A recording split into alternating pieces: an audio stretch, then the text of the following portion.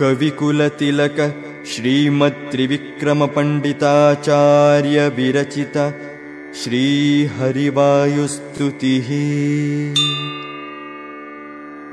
ॐ श्रीमद्विष्णुघ्निष्ठातिगुणगुरुतम श्रीमदानन्दतीर्थत्रैलोक्याचार्य पादोज्ज्वल जलजल सत्पांसवोऽस्मान् पुनन्तु। वाचां यत्र प्रणेत्री त्रिभुवनमहिता शारदा शारदेन्दुज्योत्स्ना भद्रस्मितश्रीधवलितककुभा प्रेमभारं बभार। उत्कण्ठाकुण्ठकोलाहलजवविदिता जस्रसेवानुवृद्धप्राज्ञात्मा ज्ञानधूतान्धतमस सुमनो मौलिरत्नावलीनाम् भक्त्युद्रेकावगाढप्रकटनसधटात्कार सङ्घृष्यमाणप्रान्तप्राघ्र्याङ्घ्रिपीठोत्थित कनकरजः पिञ्जरारञ्जिताशाः।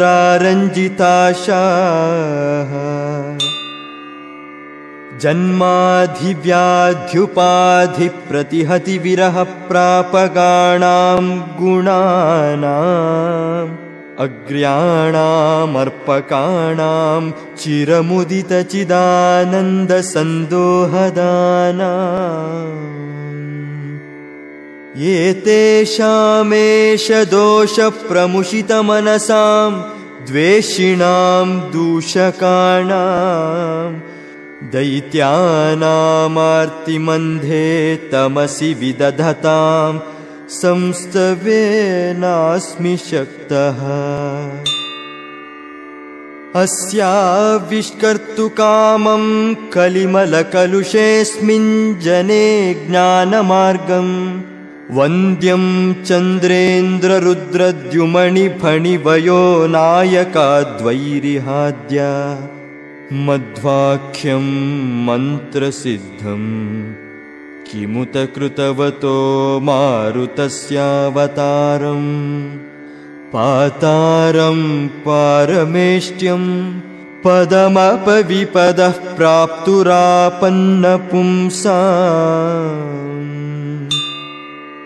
उद्यद्विद्युत्प्रचण्डां निजरुचिनिकरव्याप्तलोकावकाशो बिभ्रद्भीमो भुजे योऽभ्युदितदिनकराभाङ्गदाढ्यप्रकाण्डे वीर्योधार्यां गदार्ग्यामयमिह सुमतिं वायुदेवो विदध्यात् अध्यात्मज्ञाननेता यतिवरमहितो भूमिभूषामणिर्मे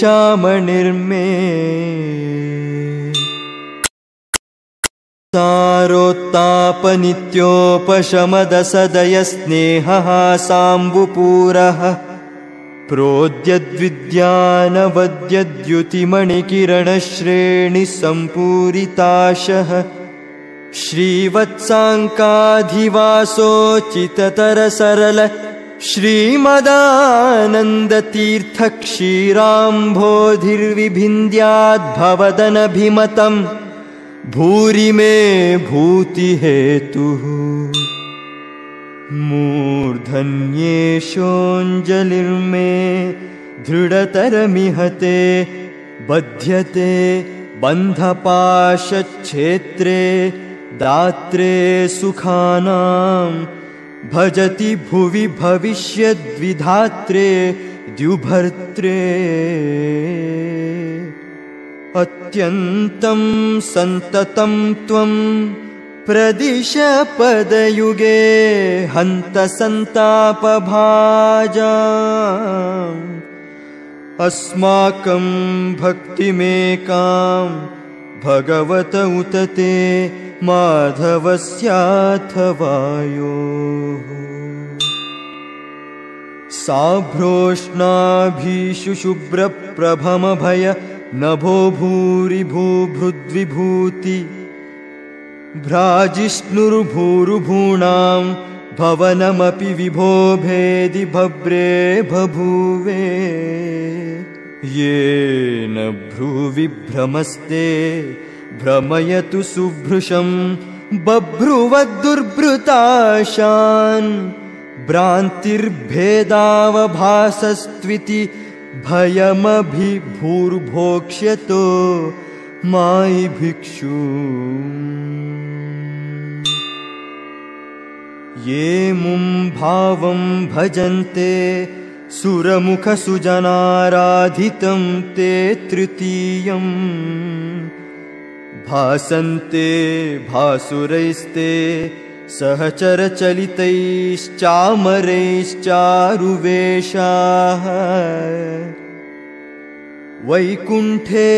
कण्ठलग्नस्थिरशुचिविलसत्कान्तितारुण्यलीला लावण्या पूर्णकान्ता कुचभरसुलभाश्लेषसम्मोदसान्द्राः आनन्दान् मन्दमन्दा ददति हि मरुतः कुन्दमन्दारनन्द्या वर्तामोदान् दधाना मृदुपदमुदितोद्गीतकैः सुन्दरीणाम् वृन्दैरावन्द्यमुक्तेन्द्वहिमगुमदनाहीन्द्र देवेन्द्रसेव्ये मौकुन्दे मन्दिरेऽस्मिन्नविरतमुदयन्मोदिनां देवदेवा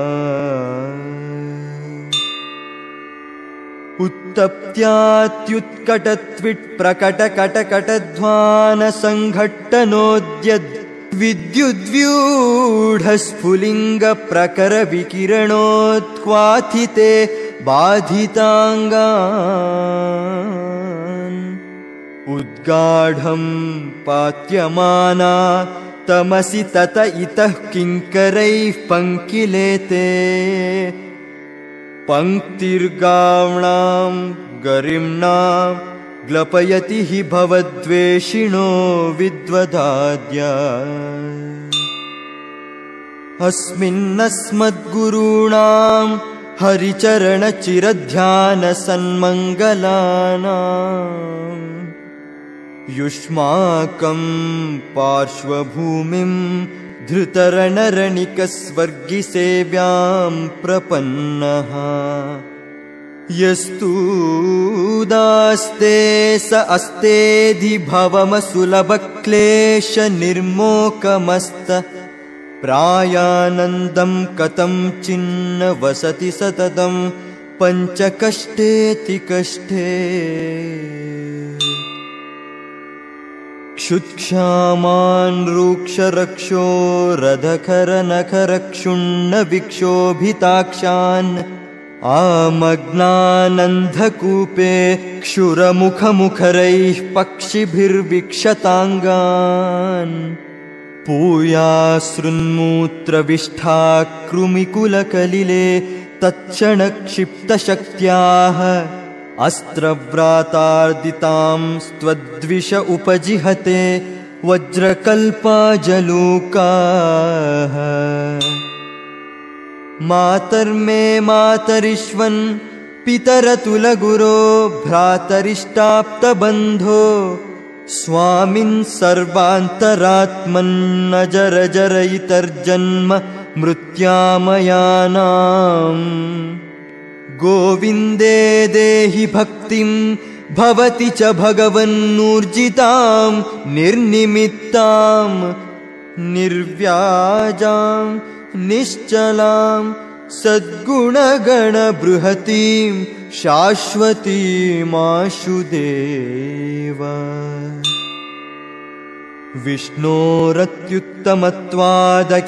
विष्णोरत्युत्तमत्वादखिलगुणगणैस्तत्र भक्तिं गरिष्ठाम् आश्लिष्टे श्रीधराभ्याममुमथ परिवारात्मना सेवकेषु यः सन्धत्ते विरिञ्चश्वसनविहगपानन्तरुद्रेन्द्रपूर्वे स्वाध्यायं स्तारतम्यं स्फुटमवति सदा वायुरस्मद्गुरुस्तम् तत्त्वज्ञानमुक्तिभाजः सुखयसि हि गुरो योग्यता तारतम्या दाधत्से मिश्रबुद्धिं स्त्रिदिव निरयभूगोचरान् नित्यबद्धान् तामिस्रान्धादिकाख्ये तमसि सुबहुलं दुःखयस्यन्यथाज्ञान् विष्णोराज्ञाभिरित्थं श्रुतिशतमितिहासादि चाकर्णयामः वन्देऽहं तं हनुमानिति महितमहापौरुषो बाहुशाली ख्यातस्तेऽग्र्योऽवतारः सहित इह बहुब्रह्मचर्यादि धर्मैः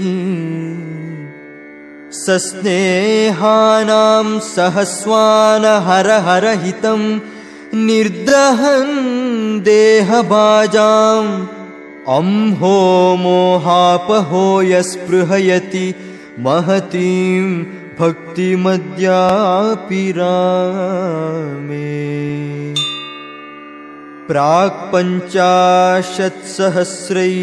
प्राक्पञ्चाशत्सहस्रैर्व्यवहितममितं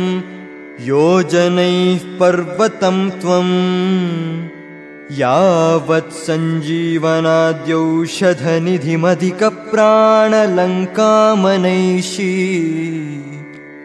अद्राक्षीदुत्पतन्तं तत उत गिरिमुत्पाटयन्तं गृहीत्वा यान्तं खे राघवाङ्घ्रौ प्रणतमपि तदैकक्षणे त्वां हि लोकः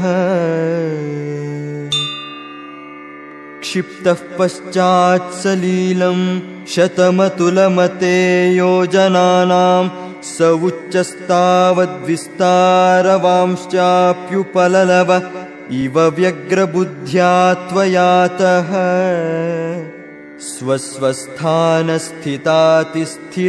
स्वस्वस्थानस्थितातिस्थिरशकलशिलाजाल संश्लेषनष्टच्छेदाङ्कः प्रागिवाभूत् कपिवरवपुषस्ते नमः कौशलाय दृष्ट्वा दुष्टाधिपोरस्फुटितकनकसद्वर्मघृष्टास्थिकूटं निष्पिष्टं हाटकाद्रिप्रकटतटतटाकातिशङ्को जनोऽभूत् येनाजौ रावणारिप्रियनटनपटुर्मुष्टिरिष्टं प्रदेष्टुं किं नेष्टे मे सतेष्टापदकटकतटित्कोटिभामृष्टकाष्ठः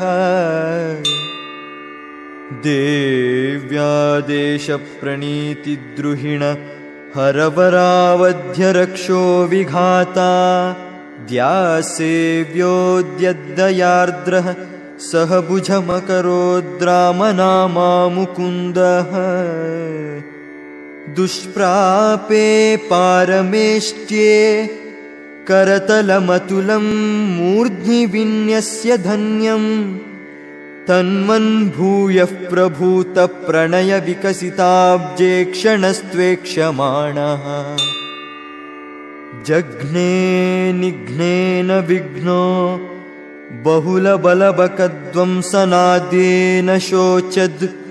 विप्रानुक्रोशपाशैरसुविधृतिसुखस्यैकचक्राजनानां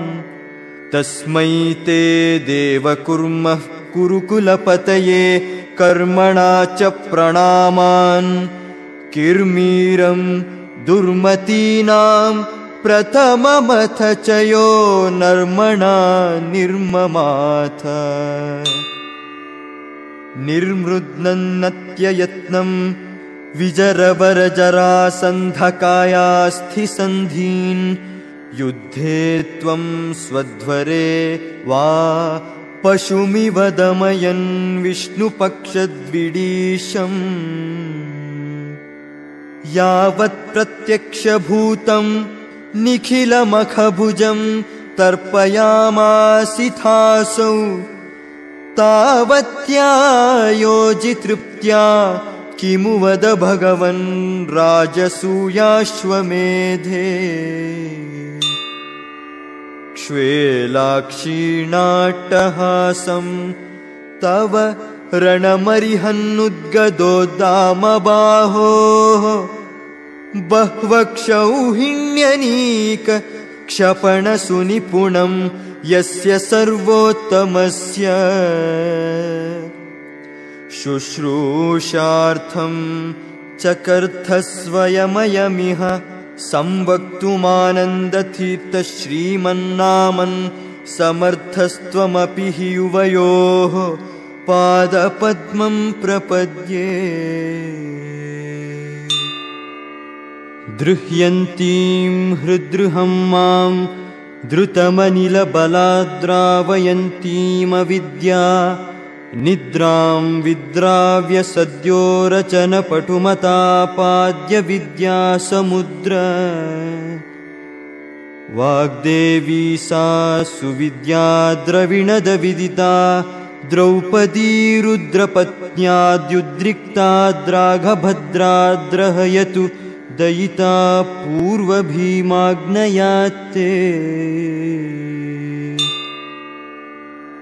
याभ्यां शुश्रूषुरासीः कुरुकुलजनने क्षत्रविप्रोदिताभ्यां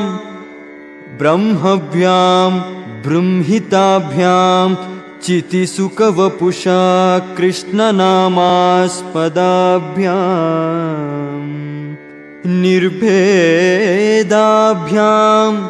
विशेषाद्विवचनविषयाभ्यामुभाभ्याममूभ्यां तुभ्यं च क्षेमदेभ्यः सरसिजविलसल्लोचनेभ्यो नमोऽस्तु। गच्छन् सौगन्धिकार्थं पथि स हनुमतः पुच्छमच्छस्य भीमः प्रोद्धर्तुं नाशकत्सत्त्वमुमुरुवपुषा भीषयामास चेति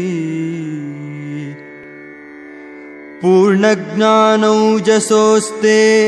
गुरुतमवपुषोः श्रीमदानन्दतीर्थक्रीडामात्रं तदेतत्प्रमददसुधियां मोहकद्वेषभाजाम्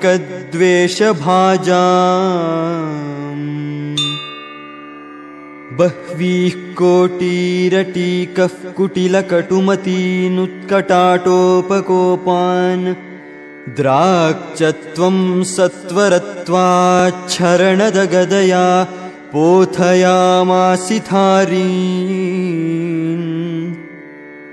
उन्मथ्या तथ्यमिथ्यात्ववचनवचनानुत्पथस्थां स्थतान्यान् प्रायच्छस्व प्रियायै प्रियतमकुसुमं प्राणतस्मै नमस्ते। देहादुत्क्रामितानामधिपतिरसतामक्रमाद्वक्रबुद्धिः क्रुद्धः क्रोधैकवश्यः कृमिरिव मणिमान् दुष्कृती निष्क्रियार्थम् चक्रे भूचक्रमेत्यक्रकचमिव सतां चेतसः कष्टशास्त्रं दुस्तर्कं चक्रपाणेर्गुणगणविरहं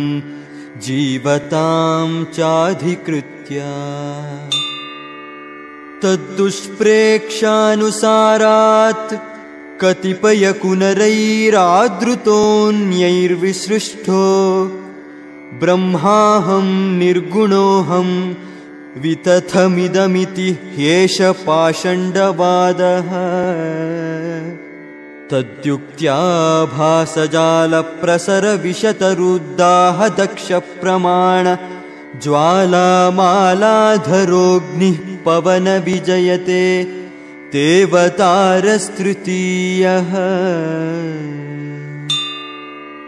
आक्रोशन्तो निराशा भयभरविवशश्वाशयाश्छिन्नदर्पा वाशन्तो देशनाशस्त्वितिपतकुधियां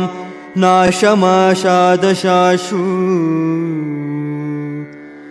धावन्तो श्लीलशीला विततशपथशापा शिवा शान्तशौर्याः त्वद्व्याख्या सिंहनादे सपदि ददृशिरे मायिगो मायवस्ते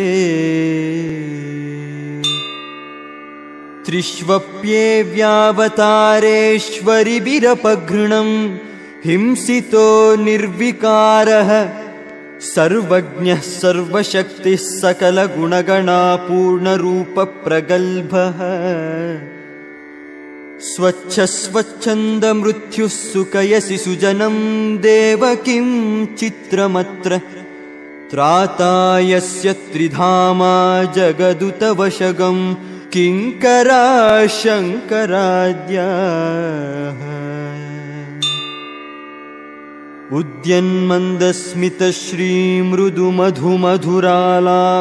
उद्यन्मन्दस्मितश्रीमृदुमधुमधुरालापपीयूषधारा पूरासे कोपशान्ता सुखसुजनमनोलोचना पीयमानम् संद्रक्ष्ये सुन्दरं सन्दुहदिह महदानन्दमानन्दतीर्थ श्रीमद्वक्त्रेन्दुबिम्बं दुरितनदुदितं नित्यदाहं कदानु प्राचीनाचीर्णपुण्योच्चय चतुरतराचारुतश्चारुचित्तान् अत्युच्चां रोचयन्तीं श्रुतिचितवचनां श्रावकांश्चोद्यचुञ्चून् व्याख्यामुत्खातदुःखां चिरमुचितमहाचार्यचिन्तारतांस्ते चित्रां सच्छास्त्रकर्तश्चरणपरिचरान् श्रावयास्मांश्च किञ्चित् पीठे रत्नोपक्लप्ते रुचिररुचिमणिज्योतिषा सन्निषण्णम् ब्रह्माणं भाविनं त्वां ज्वलति निजपदे वैदिकाद्या हि विद्याः सेवन्ते मूर्तिमत्यः सुचरितचरितं भाति गन्धर्वगीतम् प्रत्येकं देवसंसत्स्वपि तव भगवन्नर्तितद्यो वधूषु सानुक्रोशैरजस्रं जनिमृतिनिरयाद्यूर्मिमाला विलेस्मिन् संसाराब्धौ निमग्नांश्चरणमशरणानिच्छतो वीक्ष्य जन्तून् युष्माभिः प्रार्थितः सञ्जलनिधिशयनः सत्यवत्यां महर्षे व्यक्तश्चिन्मात्रमूर्तिर्न खलु भगवतः प्राकृतो जातु देहः अस्तव्यस्तं समस्तश्रुतिगतमधमैः रत्नपूगं यथान्धैः अर्थं लोकोपकृत्यै गुणगणनिलयः सूत्रयामास कृत्स्नम् योऽसौ व्यासाभिधानस्तमहमहरहर्भक्तितस्तप्रसादात् सद्यो विद्योपलब्ध्यै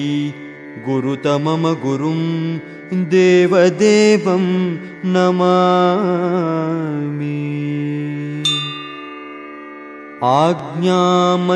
आज्ञामन्यैरधार्यां शिरसि परिसरद्रश्मिकोटिरकोटौ कृष्णस्याक्लिष्टकर्मा दधदनुसरणादर्थितो देवसङ्घैः भूमावागत्य भूमन्नसुरकरमकरोर्ब्रह्मसूत्रस्य भाष्यम्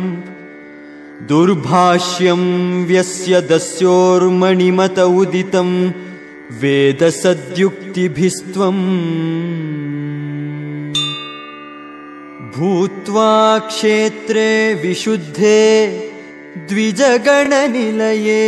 रूप्यपीठाभिधाने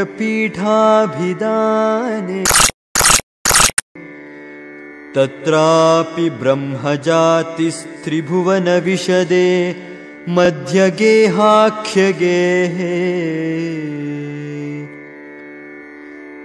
पारिव्राज्याधिराजः पुनरपि बदरीं प्राप्य कृष्णं च नत्वा कृत्वा भाष्याणि सम्यग् व्यतनुत च भवान् भारतार्थप्रकाशम् वन्दे तं त्वा सुपूर्णप्रमतिमनुदिना सेवितं देववृन्दैः वन्दे वन्दारुमीशे श्रिय उत नियतं श्रीमदानन्दतीर्थम् वन्दे मन्दाकिनी सत्सरिदमलजलासेकसाधिक्यसङ्गम् वन्देऽहं देवभक्त्या भवभयदहनं सज्जनान्मोदयन्तम् सुब्रह्मण्याख्यसूरेः सुत इति सुभृशं केशवानन्दतीर्थ श्रीमत्पादाब्जभक्तः स्तुतिमकृत हरेर्वायुदेवस्य चास्य तत्पादार्चादरेण ग्रथितपदलसन्मालया त्वेतया ये सम्राध्यामू नमन्ति प्रततमतिगुणा मुक्तिमेते व्रजन्ति इति श्रीहरिवायुस्तुतिः सम्पूर्णम् श्रीकृष्णार्पणमस्तु। ॐ पान्त्वस्मान् पुरुहूतवैरिबलवन् मातङ्गमाद्यद्घटा कुम्भोच्चाद्रिविपाटनाधिकपटु प्रत्येकवज्रायिताः श्रीमत्कण्ठीरवास्य प्रदतसुनखरा दारितारातिदूरप्रध्वस्तध्वान्तशान्तप्रविततमनसा भाविता भूरिभागैः लक्ष्मीकान्तसमन्ततोऽपि कलयन् नैवेशितुस्ते समम् पश्याम्युत्तमवस्तु दूरतरतोपास्तं रसो योष्टमः यद्रोषोत्करदक्षनेत्रकुटिलप्रान्तोत्थिताग्निस्फुरत् खद्योतोपमविस्फुलिङ्गभसिता ब्रह्मेश शक्रोत्कराः